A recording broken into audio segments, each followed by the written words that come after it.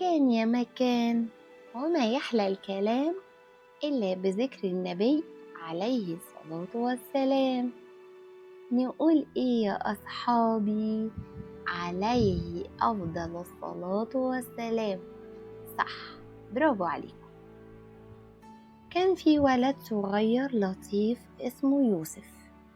يوسف كان محبوب من كل أصحابه، بيضحك معاهم ويلعب معاهم، لكن كان عنده مشكلة صغيرة قوي.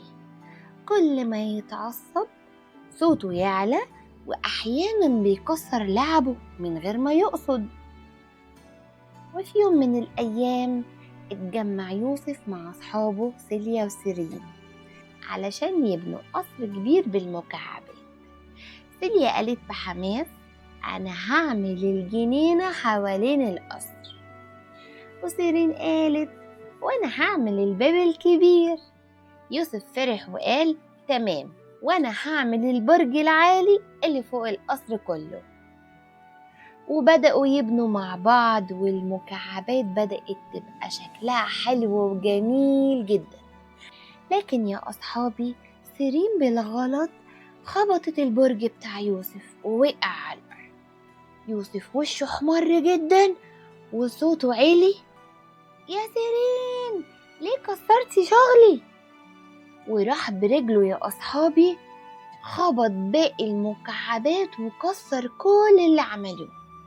سيليا قالت بخوف: حرام يا يوسف، احنا كنا بنلعب. لكن يوسف يا أصحابي كان متعصب قوي، فأصحابه زعلوا وسابوه مشيوا. ويوسف قعد لوحده وسط المكعبات المكسورة دي كلها، وقال لنفسه: هو ليه كل مرة أتعصب واخسر أصحابي؟ أنا ما بيكونش قصدي، بس أنا مش بعرف أتحكم في نفسي. وعينه دمعت يا أصحابي من الزعل. وفي اليوم التاني راح يوسف لأخته الكبيرة دارين اللي دايما بتنصحهم لأنها الكبيرة. قال لها: يا دارين، أنا بحب أصحابي، بس كل ما أتعصب أزعق وأخسرهم، أعمل إيه؟ دارين ابتسمت وقالت: بص يا يوسف، العصبية دي زي النار، لو سبتها هتحرق كل حاجة، لكن في سر صغير خالص يطفيها. يوسف فتح عينيه كده يا أصحابي وبرق وقال لها: إيه سر؟ قولي بسرعة قولي بسرعة.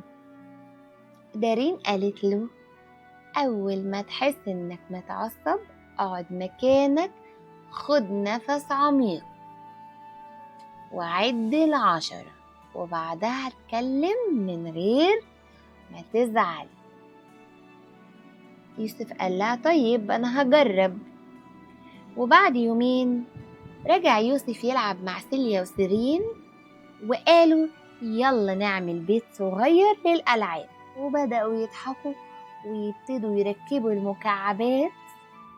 لكن فجأة المرة دي سيليا بالغلط وقعت حتة من البيت.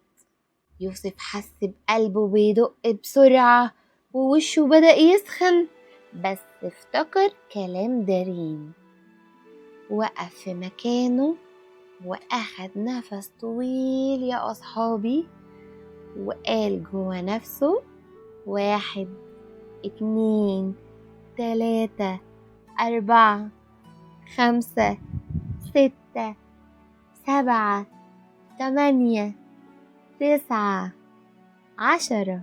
ولما خلص العد لقى نفسه فعلا بقى أهدى، وبص لسيليا وقال لها بهدوء: معلش يا سيليا، تعالي نصلحها مع بعض.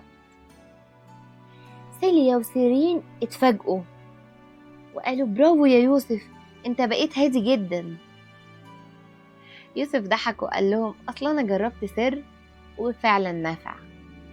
ومن يومها كل ما يوسف يا أصحابي يتعصب يفتكر السر ويعد لحد 10، ويلاقي نفسه هادي وسعيد ومبسوط، وأصحابه كمان مبسوطين معاه.